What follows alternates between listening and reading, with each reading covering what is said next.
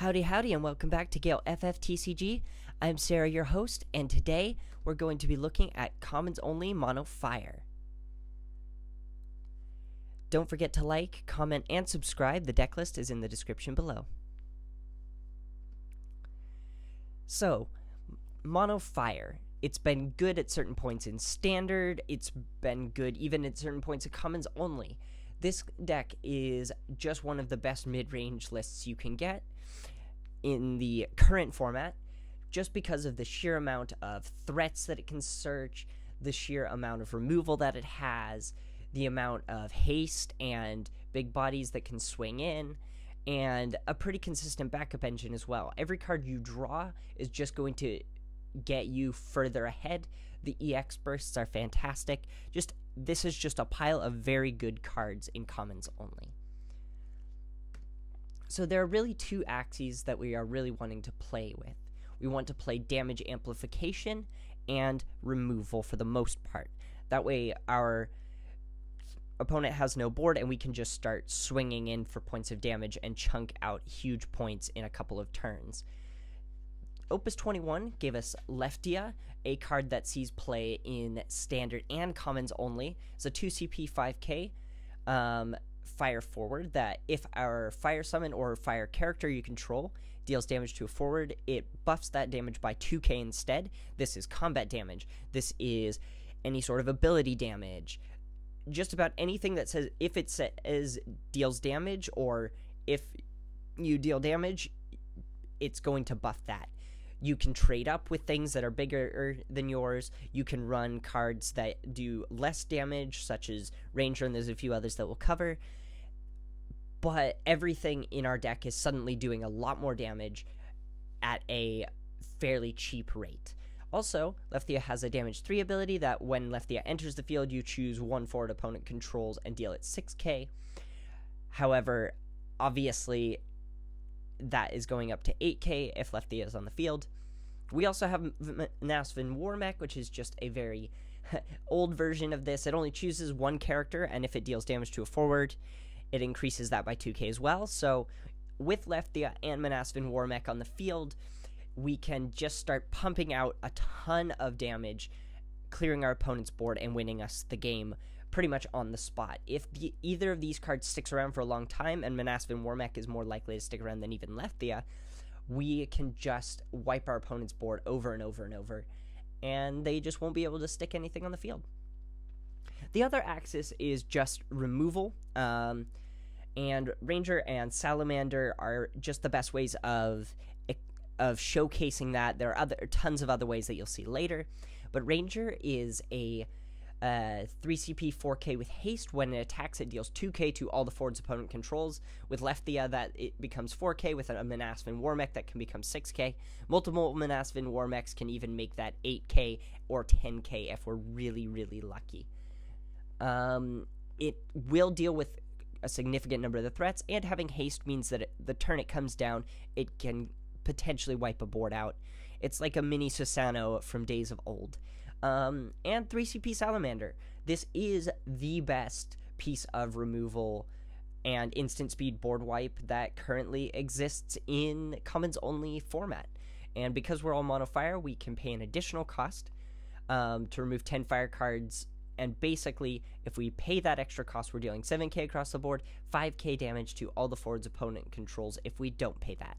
Being able to board wipe, even with Leftia out, that's a 7k. If we pay the extra cost, suddenly that's a 9k. That can be very devastating, especially on our opponent's turn after they've set up a bunch of Vikings or something. If they're like, oh, well, now I have blockers, you're like, okay, cool, I'll Salamander, and then, oh, wait, sorry, you may have drawn a bunch of cards, but that's all you have, and I have a field and I can swing. There's a lot of really cool interactions that you can do with Salamander, and it's super good in this deck, especially with Leftia. Not only do we have a very, very good removal suite, which we'll get to a little bit more later, we have some incredible amount of card advantage. First off, 1 CP Goblin from Opus 17. When it enters the field, you can search for a Goblin, and you can also crack a Goblin, choose a 4, and deal it 3k. Leftia will make that No, Lefthea, sorry, will not do that because it's not a fire summon or a fire forward. But Manasvin Warmech can do that because it makes a creature, or a character, sorry, actually be able to have its damage buffed. So Goblin can do 5k if you really want to pay into that. Don't do that.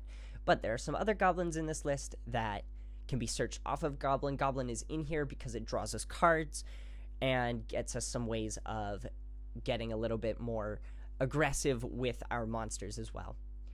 We're running 2 CP Warrior of Light and Opus 20 common. It's 2 CP 5k. When it enters, you reveal top 4 cards of your deck. You remove one of them from the game and return the other ones to the bottom in any order. You can cast it any time you would normally cast it this turn.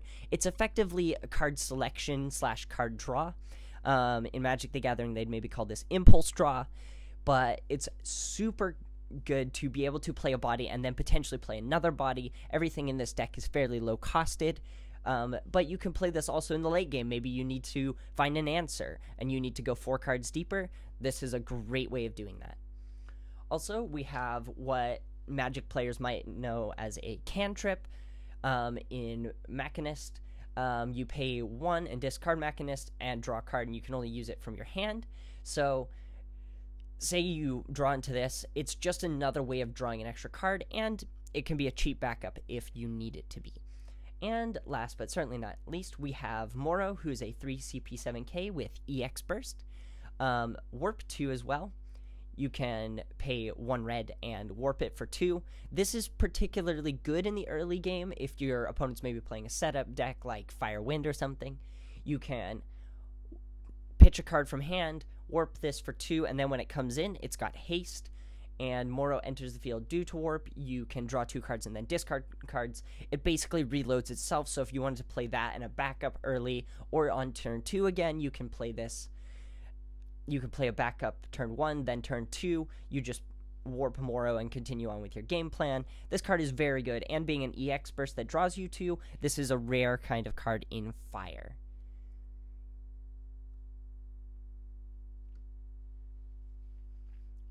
We also have plenty of removal. When I was making the slideshow, it nearly filled up the entire screen. There's so many pieces of removal in Fire, which is why it is one of the better elements in this set.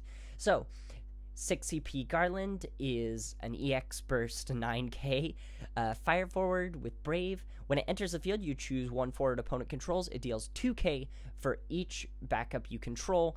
In Mono Fire, there's a good selection of cards that can of backups that you just want to generally play. You want to play these quite early. Most of them do some sort of removal, so being able to keep your opponent off of forwards until you have enough backups to play Garland on a later turn off of 4 backups, dealing 8k to something, is still very good. Garland is not an early play. You want to play him late when you have some resources and some extra cards and that sort of thing, but the EX Burst in and of itself is very strong. Most of our backups are really, really cheap, so we're going to be able to get to them fairly quickly before we ever have to use Garland. And there's enough other ways of removing and enough other pieces of removal that even if our opponent is very aggressive, we can just remove those things to set up our backups anyway. We have 3 CP Brynhildr. I know somebody's probably going to ask in the comments why I didn't pick 2 CP Ifrit, but honestly, 3 CP Brynhildr being able to go upwards for 9k with Lefthea on the field just feels a little bit better than something that can go for 8k. 7k and 9k are kind of the sweet spots, and I wanted to make sure that we could hit those sweet spots without having to go overboard on our particular slots. If you wanted to change anything, maybe your meta is a little bit more aggressive, you could absolutely play the 2 CP Ifrit if you wanted to. 8k is still a very good number, but I just like the Brynhildr for the 9k that it can get rather than the 8k that Ifrit might get. We have Xande, who's another backup that when it enters the field, you can deal a point of damage. When you do so, choose a forward, deal it 7k. Again, this is just a really strong card for early removal. We're only running 1 copy of it, but it will still be able to maybe even hit us some EX bursts. It's just a good card in general. we're running 2 copies of Mont Blanc, which is a Fire Moogle backup that when it enters the field, choose a forward, deal it 5k. If we have 5 or more fire characters, which we almost always will, it deals 8k instead. So early game, this is good for stopping early aggro, and late game, this can potentially kill a big swinging beater, something like that.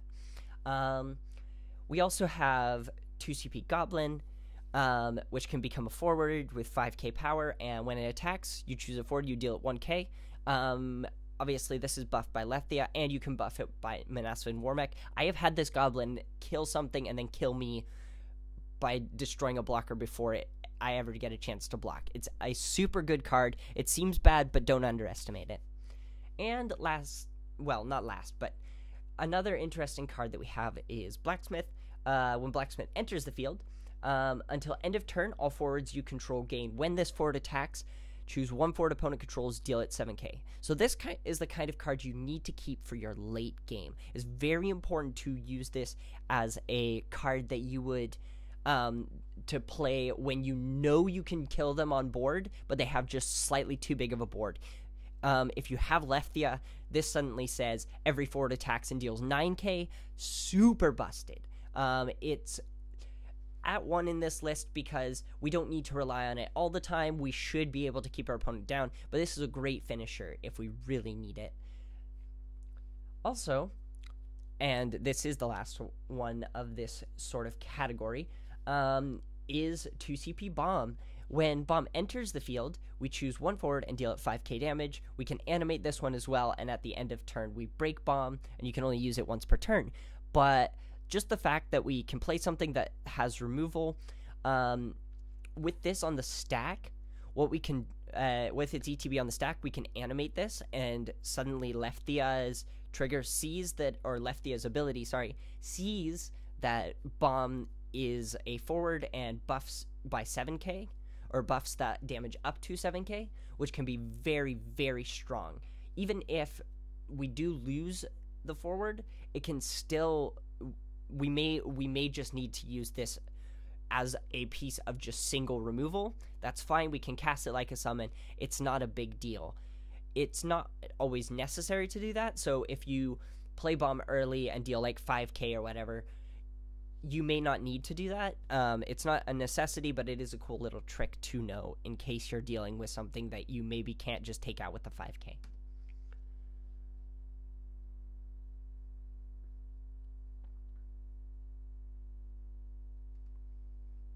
So the rest of the deck just has some generic good stuff, to be honest. And generic good stuff is, like it says, generic good stuff. We have Soldier 3rd class that has First Strike, and when it enters the field, you can search for another copy of it and add it into your hand. It's just extra card advantage.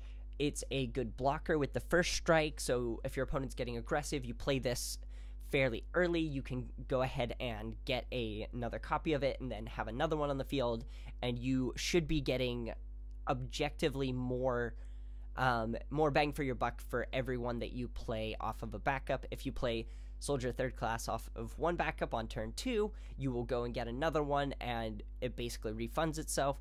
On turn 2, if you play it off of 2 backups or just another 1 backup, you'll get the other one, and it will still have cost you basically net 0, which is very strong in this particular list.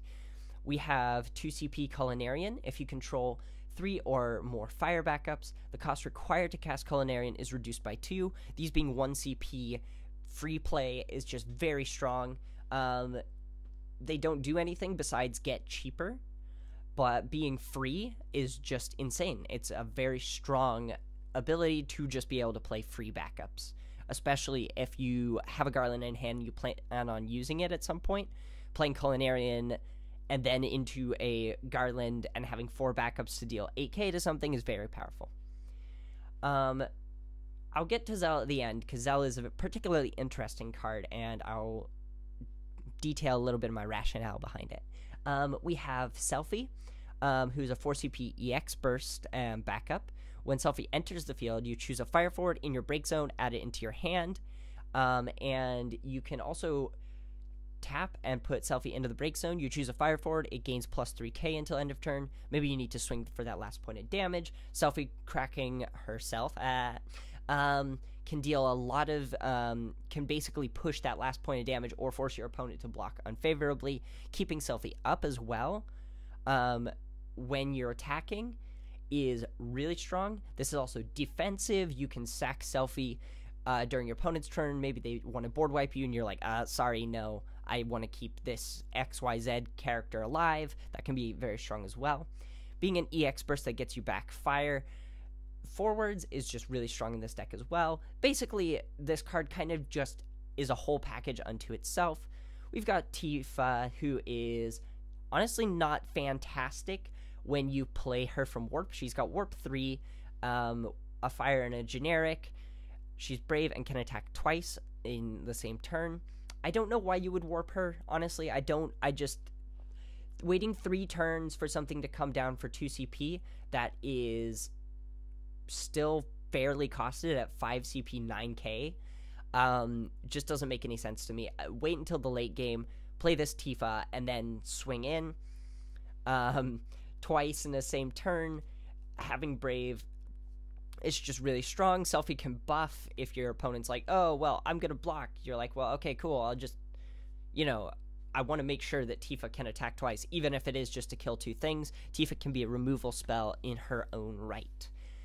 And we've got Moody, just searches for a fire summon. We don't have any Bahamut, so that second line of text just means absolutely nothing. But, admittedly, Moody is still a very strong card to be able to search our Salamander if we need to board wipe, and also very strong if we want to get a Brynhildr to trade upwards if we have Lethia on the field. So I've saved Zell for last, and Zell is an interesting card. I was looking through all the fire forwards, and there was some options that I could maybe bump something up to 3 of, but it didn't feel quite right. I wanted something that I can maybe use to catch somebody off guard, or I needed some removal, and a few other... There was just things that I wanted in cards that I wasn't finding on one particular card, and Zell is a card that got a lot of hate when it came out. I still don't think it's all that good, but the more I looked at it in a format that kind of has, how would I put it? In a slower format, a card that has lines of text like Zell's starts to be a silver bullet against particular decks. So, Zell is a 4 CP 7k fire forward that has haste. When Zell attacks, you choose one forward opponent controls. If Zell has 10k power or more, deal it 8k damage. This is very strong, but he's only 7k, you ask. How do we buff him? Well, Selphie can buff Zell to deal 8k to something. Also, Zell has his own ability. You can discard 2 cards, so effectively you're paying 4 CP. And Zell gets plus 3k power until end of turn. So, because Zell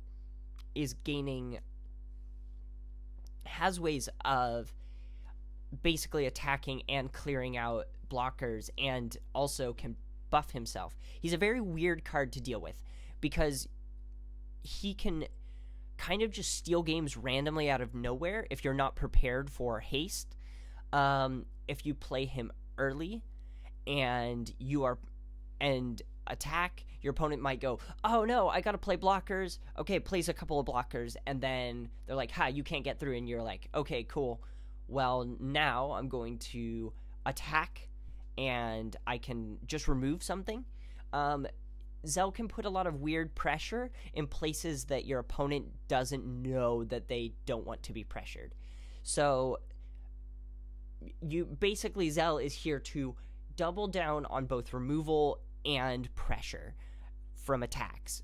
Being a 4-drop 7k is not the worst thing in the world when you can effectively attack, even if you don't buff, and force your opponent to make a choice on whether or not they block or let it through. There's a lot of really interesting things that Zell can do that maybe are not apparent at first. Playtest this. If you don't like it, you can absolutely take it out, but I think the card is just fantastic.